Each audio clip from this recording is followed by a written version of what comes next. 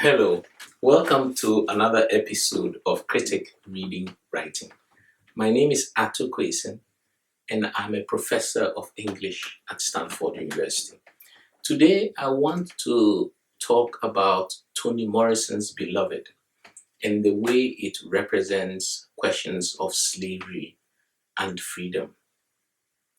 Now, in the last episodes, we spoke about Aristotle's Nicomachean Ethics and how in his moral template he describes the nature of the good life and also the nature of the props that are required to experience and enjoy the good life.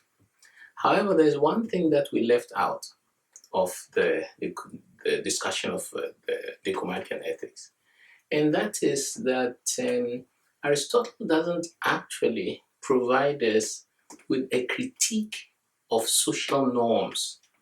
So the underlying assumption of the discussion in the Nicomachean Ethics is that we ought to have certain worldly goods, support of family and friends, and not live in an impoverished life. But he doesn't tell us how these norms are agreed upon. So we would all, of course, support the idea of a good life in those terms. But we do not actually know what are the norms and how those norms are set. Now, Toni Morrison's Beloved allows us to critique those norms from the perspective of slavery, because slavery obviously defines certain norms which render the black body subhuman.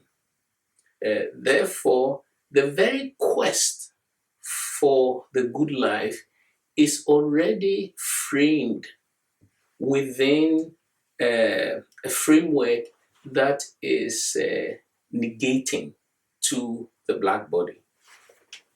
Now, I have here my copy of Beloved, from which I'm going to read. I bought this in 1993 while I was a graduate student. And as you can see, it is tattered and battered and torn.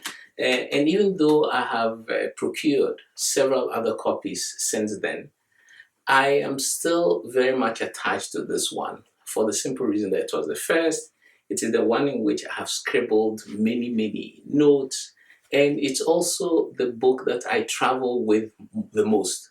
Whenever I'm traveling anywhere and I can't decide what book to take along with me for my travels, I just throw in Beloved. So it's one of my most traveled books. Now, the story in Beloved turns around an actual historical event.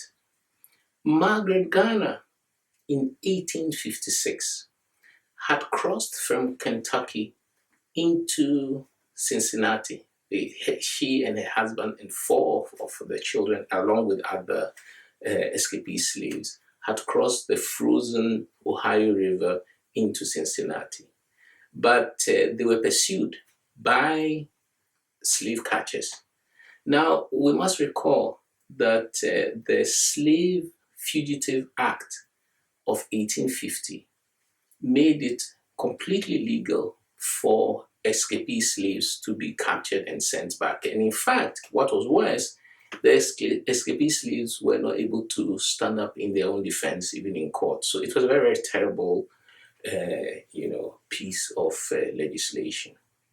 At any rate, when Margaret Garner sensed that they were going to be caught, she cut the throat of her 2-year-old daughter with a butcher's knife, attempted to also kill the other 3 children, but didn't manage to, in preparation for committing suicide. She was restrained, but not before she had killed the 2-year-old.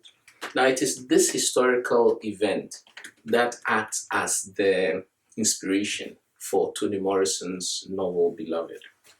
The novel itself is set between the events of 1855-56, but the majority of what we see in the novel, at the foreground of the novel, fall between 1873 and 1874. So what we have is that many things that occur at the foreground of the novel are 1873, 1874, but then we have lots of flashbacks and almost like temporal wrinkles that take us back to events first on the plantation farm where Sethi, the central character in Beloved's novel, is called Sethi. Sethi and the other slaves lived. The plantation in the novel is called Sweet Home Farm. So we have lots of flashbacks to events and incidents in Sweet Home Farm, and then we fast forward to the events in the foreground of the novel, 1873 to 1874. Now the dates 1873 to 1874 is also important for another reason, and which is that these dates fall after the 1863 Emancipation Proclamation. Emancipation Proclamation by Lincoln was to emancipate all slaves. It was part of the instrument to gain traction during the American Civil War. Now, the 1873, 1874 means that the events at the foreground of the novel fall barely a decade after the Emancipation Proclamation.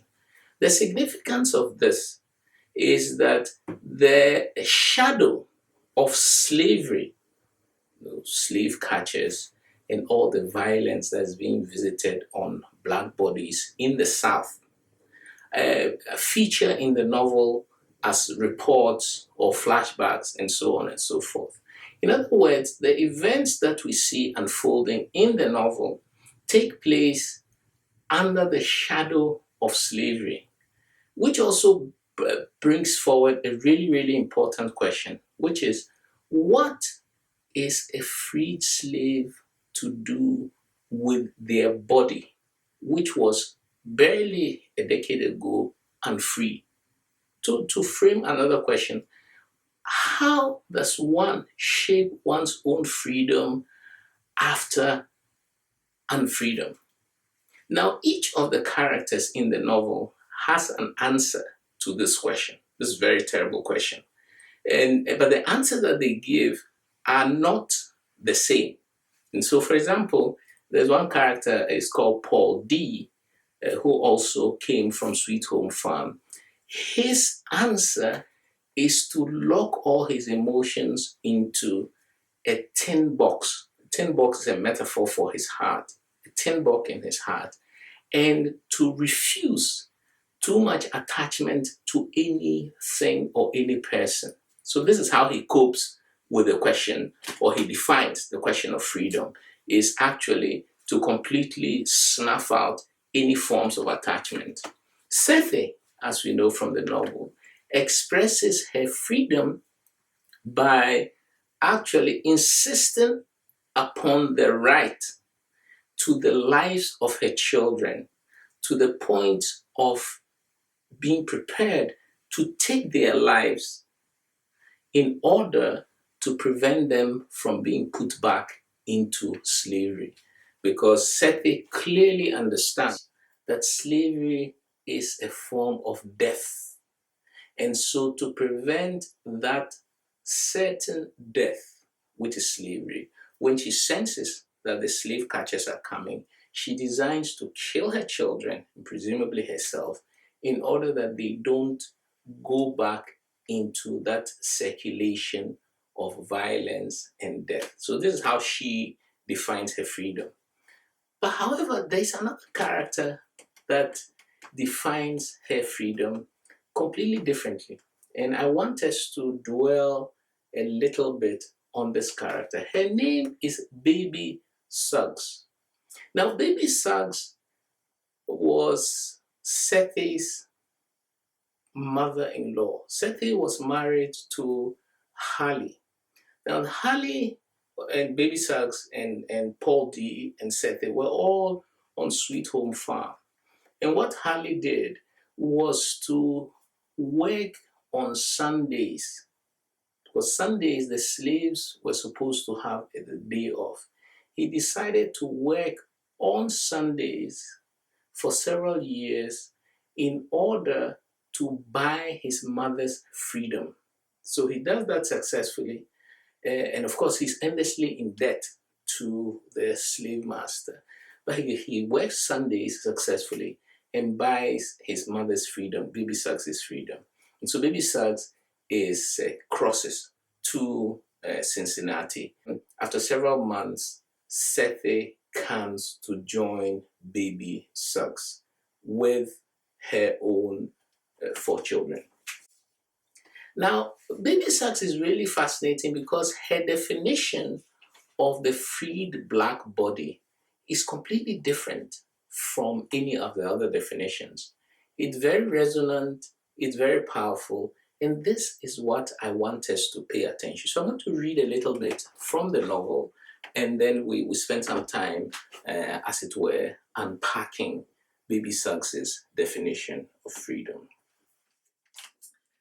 It was in front of that 124 that Sethi climbed off a wagon, her newborn tied to her chest, and felt for the first time the wide arms of her mother-in-law, who had made it to Cincinnati, who decided that because slave life had busted her legs, back, head, eyes, hands, kidneys, womb, and tongue, she had nothing left to make a living with but her heart, which she put to work at once, accepting no title of honor before her name, but allowing a small caress after it.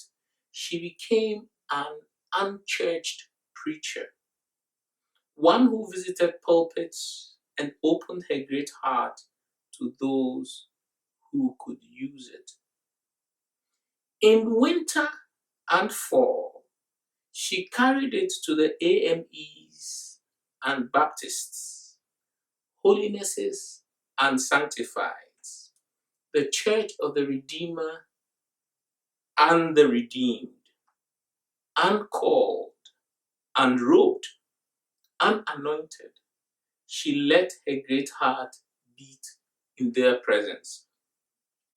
When warm weather came, Baby Suggs, holy, followed by every black man, woman, and child who could make it through, took her great heart to the clearing, a wide open place cut deep in the woods, nobody knew for what, at the end of a path known only to deer and whoever cleared the land in the first place. In the heat of every Saturday afternoon, she sat in the clearing while the people waited among the trees. After situating herself on a huge, flat-sided rock, Baby Suggs bowed her head and prayed silently. The company watched her from the trees. They knew she was ready when she put her stick down. Then she shouted, "Let the children come!" And they ran from the trees toward her. "Let your mothers hear you laugh," she told them, and the woods rang. The adults looked on and could not help smiling. Then, "Let the grown men come," she shouted. They stepped out one by one from among the ringing trees. "Let your wives and your children see you dance," she told them. and ground life shuddered under their feet. Finally, she called the women to her. Cry, she told them, for the living and the dead. Just cry. And without covering their eyes, the women let loose. It started that way. Laughing children, dancing men, crying women, and then it got mixed up. Women stopped crying and danced. Men sat down and cried. Children danced. Women laughed. Children cried until exhausted and riven, all and each lay about the clearing damp and gasping for breath. In the silence that followed, Baby Suggs, holy, offered up to them a great big heart. She did not tell them to clean up their lives or to go and sin no more. She did not tell them they were the blessed of the earth, its inheriting meek, or its glory-bound pure. She told them that the only grace they could have was the grace they could imagine, that if they could not see it, they would not have it. Here, she said, in this here place, with flesh that weeps, laughs, flesh that dances on bare feet in grass. Love it hard. Yonder, they do not love your flesh. They despise it. They don't love your eyes. They'll just as soon pick them out. No more do they love the skin on your back. Yonder, they flay it. And oh, my people, they do not love your hands. Those they only use, tie, bind, chop off, and leave empty. Love your hands. Love them. Raise them up and kiss them. Touch others with them. Pat them together. Stroke them on your face, because they don't love that either. You got to love it. You. And no, they ain't in love with your mouth. Yonder, out there, they will see it broken and break it again. What you say out of it, they will not heed. What you scream from it, they do not hear. What you put into it to nourish your body, they will snatch away and give you leavings instead. No, they don't love your mouth. You got to love it. This is flesh I'm talking about here. Flesh that needs to be loved. Feet that need to rest and to dance. Backs that need support. Shoulders that need arms. Strong arms, I'm telling you. And oh, my people out yonder, hear me. They do not love your neck unnoosed and straight. So love your neck. Put a hand on it. Grace it. Stroke it and hold it up. And all your inside parts that they'll just as soon slop for hogs, you got to love them more than your life-holding womb and your life-giving private part. Hear me now. Love your heart, for this is the prize. Saying no more, she stood up then and danced with her twisted hip the rest of what her heart had to say, while the others opened their mouths and gave her the music. Long notes held until the four-part harmony was perfect enough for their deeply loved flesh. Now, this extraordinary passage of Baby Suggs sharing her big heart. So the the novel doesn't say she's preaching. That's not what it says. It says she is giving her big heart. And what she gives is an idea of self-loving, but self-loving starting from every detail of the black body. Love your necks, she says. Love your mouth, she says. Love your hands, she says. Touch your face with your hands.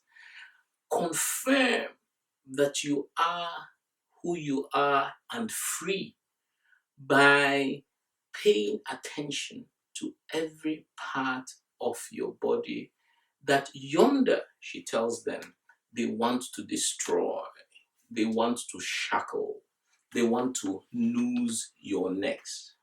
Now, this quite extraordinary sermon, it's a sermon in the clearing, not a sermon on the mount, it's a sermon all the same. It's extraordinary because she is declaring all this as a praxis of freedom. That is to say, freedom is not just an idea. So for Baby Suggs, freedom is not just an idea. It requires a practice of loving one's own body piecemeal. Of course, later on in the novel, we see that this practice of love and loving comes up against the slave catcher's designs on the black body.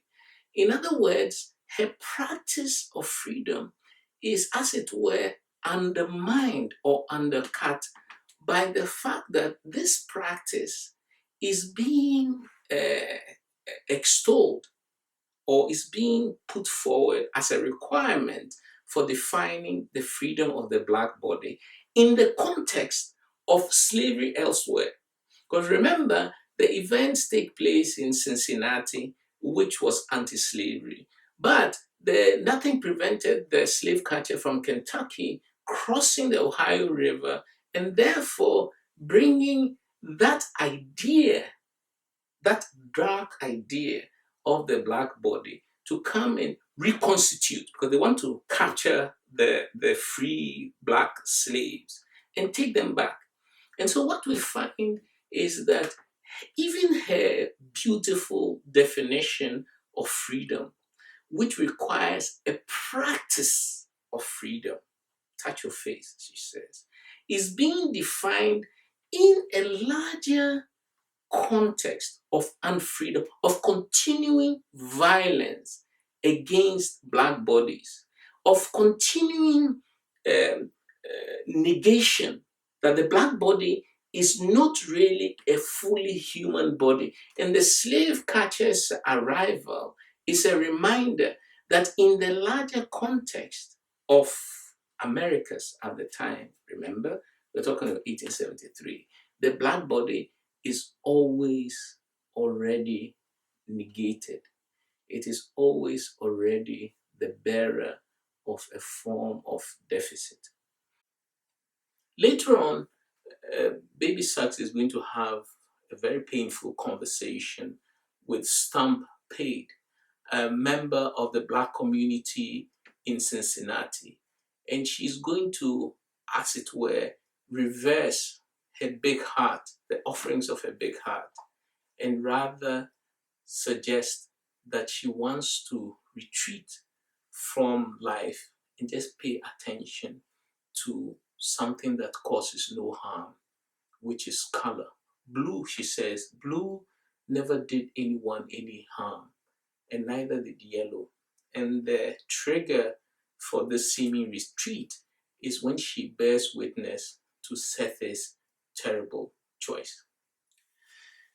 Now, the event of Sethi's killing of her daughter and the attempt at killing her other children is one that is not explicitly reported in the novel.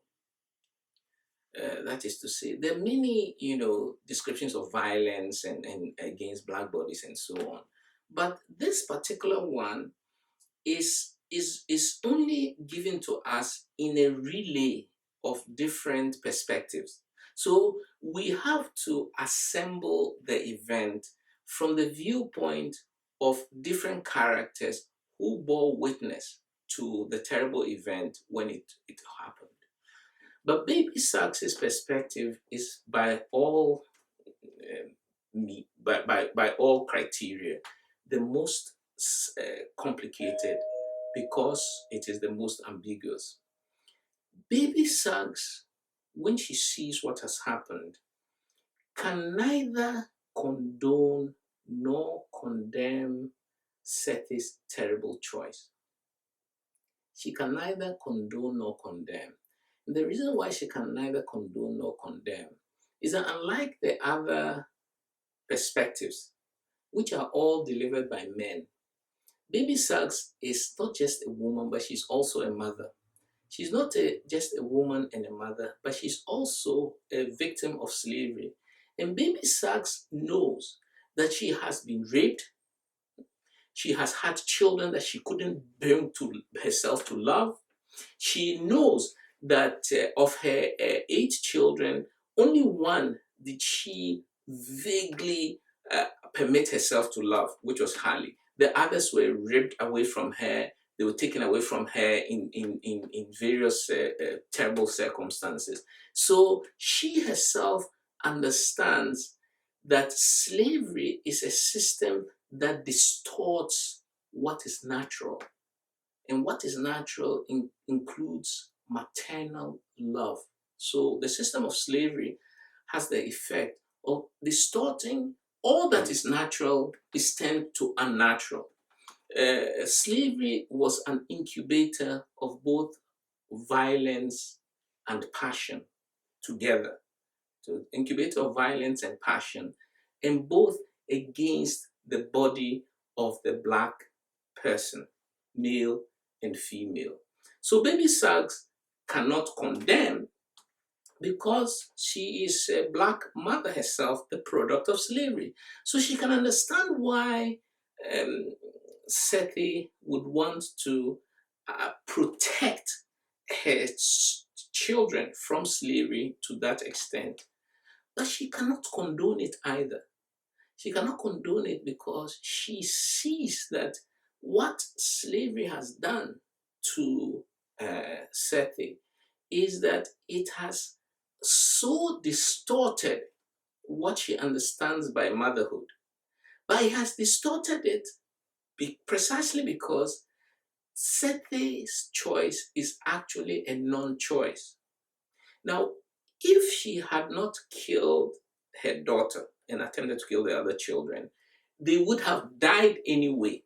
It would have been a physical and metaphorical death. And so her choice was a choice between non choices. So, Seti actually, whichever choice she made, she would have had to choose death either way. So, this is what affects Baby Suggs really badly. But because she cannot either condone or condemn, Baby Suggs wholly loses her faith, and her big heart, beautiful big heart, generous heart, collapses. That the event of the white slave catchers entering her yard completely transforms her understanding of the world. It is such a fundamental intrusion, almost what the philosophers would call an ontological reorganization of her selfhood and all that she believes in. That she thinks that she requires, it is necessary for her own sanity to find another way of contemplating the world. Now, in the previous instance that we saw, she defines freedom as a mode of loving the self. Now she's saying that perhaps that we need to look for something harmless. What is harmless? Color. Blue. Blue didn't offend anybody, neither did yellow.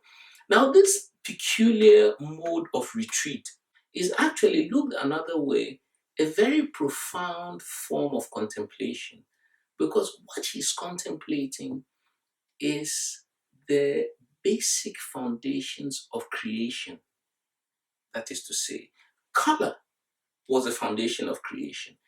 If it is possible to return or to identify the basic foundations of creation, perhaps this evil represented by the slave catcher will be understandable. It's like she's looking for a way to understand the nature of this evil, which, given the terms of her life, it's impossible to understand.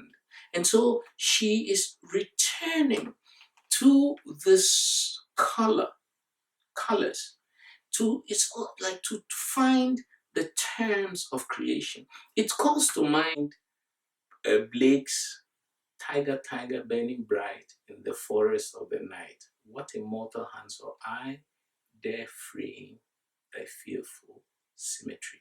In the Tyger, Tyger poem, very famous, people think it's a children's song. William Blake, who was himself a religious visionary, is also contemplating the symmetries of creation. And it's a source of bafflement for him. So the entire poem attempts to bring together opposites, the tiger and the lamb, and various things that seem to be completely unassimilable one to the other. So his attempt, and he also has no answer at the end. It's just a form of an exercise in contemplation. This is actually what Baby Suggs is telling Stampede, that she has to devise an exercise in contemplation to unlock the truth of creation. And that unlocking may allow her to understand the nature of this evil. Baby Suggs is a very resonant, tragic character. And through her, and also through Sethi and the other characters, we see how the terms of the good life, as suggested by Aristotle in the Nicomachean Ethics, need much more rigorous investigation from the perspective of those whose bodies have been negated by slavery. And dare it be said, we need to say, even today, in the United States of America and in the world, we recall the painful events of the last few weeks, George Floyd and so on, where the Black body is still under a form of negation. Thank you very much. See you next week. And remember to subscribe and share.